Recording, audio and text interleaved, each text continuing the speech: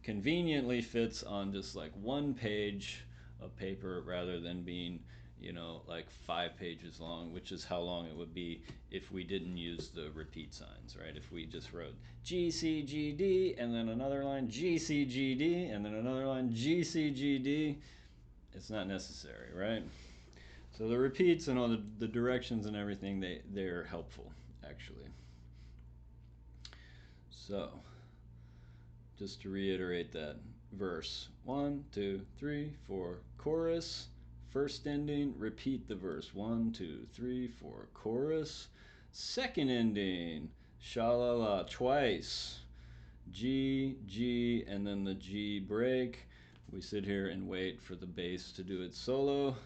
The next thing that happens, DS, is we go back to the segno, 1, 2, 3, 4, the chorus, and the al coda part of this direction tells us that when we arrive here where it says 2 coda, we skip all the way down to the coda and then repeat sha-la-la 3 or 4 times depending on which version, and by the time you've done that, the song has faded out. All right, and then if you look at Guide to Form Parts, Directions, and Symbols, you scroll down to here. They have this and some other things, depending if you ever encounter any of these directions and you go, oh, what does DC mean? What is DC al fine? What is this DS? Okay. DS al coda, dal segno al coda. Okay, go back to the segno, play until 2 coda, and then skip to the coda, the ending. Okay, that's what that means. So this is a good reference for all of that stuff. Okay, now one more thing I want to do before you go. I want to do this Stand By Me, but in another key. Okay. Real quick. Because we've already done Stand By Me, but we've done it where it's not in the original key. So if we try to play that G, E minor, C, D, Stand By Me with the original recording, it won't work. Okay, it doesn't sound right because the original recording is in the key of A, like this. All right.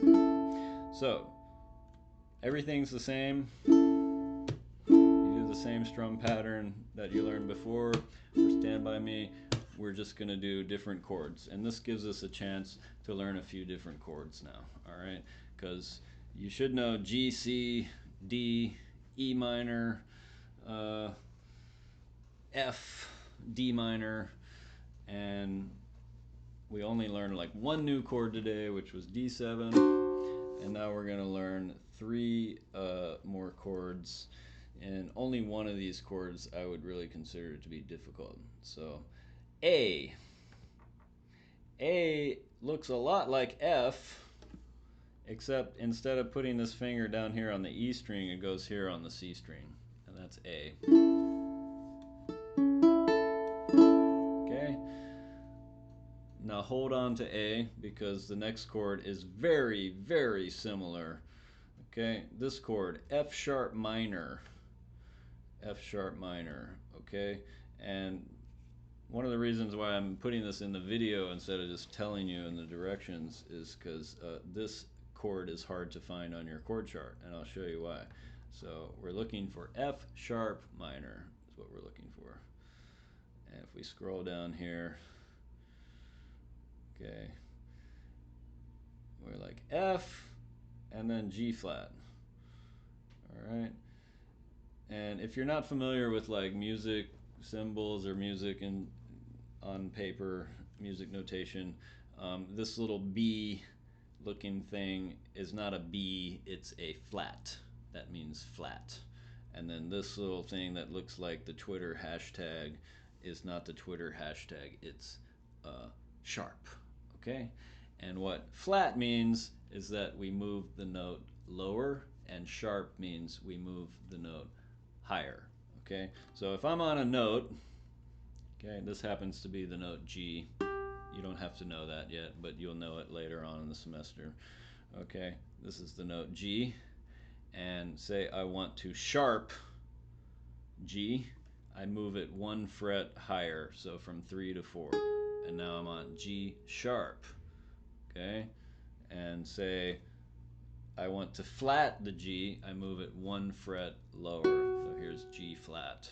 Okay, so G, and we call this natural, G natural, which is just G. G sharp is 1 fret higher, and G flat is 1 fret lower. And that's what the flat and the sharp means, is we're moving the note up or down, sharp or flat, higher or lower. Okay, so the reason why the chart there's no F sharp is because it's the same as G flat, right? So like when I have G and I can flat it and I get G flat, right? But I also have this note over here, which is F, and when I sharp F, I get the same note here, right? So this note has two different names. It's called F sharp, but also G flat. And if I was to write one line on this chord chart for F sharp chords and then another line for G flat chords, all the chords would be exactly the same, which is why it doesn't do that. There's no sharps on this. Instead, it says flats, and it's F sharp, same as G flat. So when we find this chord, G flat minor, it's like this, which you'll notice these two notes are in the same position as A, and then we just add the ring finger here to the E string on the 2nd fret, and that's F sharp minor. Okay, and you might ask me at this point, why do you write F sharp minor here when you wrote this chord chart down for us? Why don't you just write G flat minor? Well, because we're in the key of A here, and there's no G flat in the key of A. It's F sharp, which is a thing that you wouldn't understand until after you learn something about the music theory and the keys and how to spell the notes in each scale and each chord and stuff. Okay, so A, and then F sharp minor. So easy. All we do is add that note to the chord. All right, so let's play that. Ready? And A, F sharp minor, just add a note, F sharp minor. And then D. Okay, now this is the difficult chord. So hold D, all right, and let's look at E, because E is very much like D, and I'll show you how to get there. So here's E. So what you do is you take D and you move it up 2 frets like this. Okay, so we're on 4, 4, 4, and then we take this index finger and we put it on the A string on the 2nd fret. Now that's the hard part, okay? Sliding D up 2 frets, that's easy. The hard part is I want to get this finger down here on A on the 2nd fret, right here, and that's E. Now, when you do that, you don't want this to kind of fall down, right? You want to keep this just the same way that you do for D, and just contort this finger to get it on that 2nd fret without moving these. All right, and if you're gonna learn a chord like E, which I'll admit is a difficult chord because we use 4 fingers to play it, you want to learn it this way. Excuse me, this way. So when you switch from D to E, it makes the switch much easier. Okay, and that's it. And then you learn these chords, you practice them, and then you can play along with the original Stand By Me recording, and it will work this time. A, and then F sharp minor, easy, D, E, not so easy, but you can work on it, and then A. That's Stand By Me in the original key, okay? And you can work on a few new chords. So practice your position 3 scale, Amazing Grace, and Aloha Oi. Practice those with the example recordings. Practice your hammer-on. for aloha oi. Watch out for all the repeat signs and first and second endings. And then Brown Eyed Girl, the new strum pattern. Do your chord switching exercise. Down, up, down, up, down, up, down, up. And then also Stand By Me in the key of A. All right. So that seems like a lot of stuff that we're doing, and it kind of is, but what we're doing is we're building on and developing on stuff that we already know. So we're using like the same rhythms and concepts to do new songs, and the same chords and things to do another song, and learning a few different chords now. Okay, so have fun with that. I hope you get some good results from practicing the things the way I showed you, and I'll see you in the next video. Mahalo.